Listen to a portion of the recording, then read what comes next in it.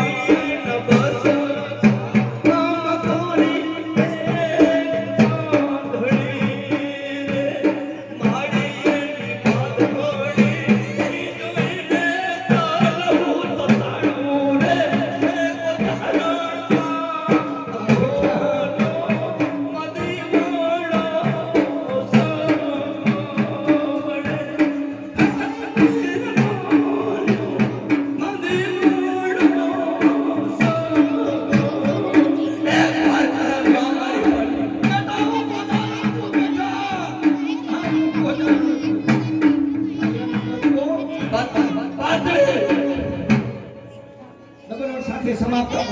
કરે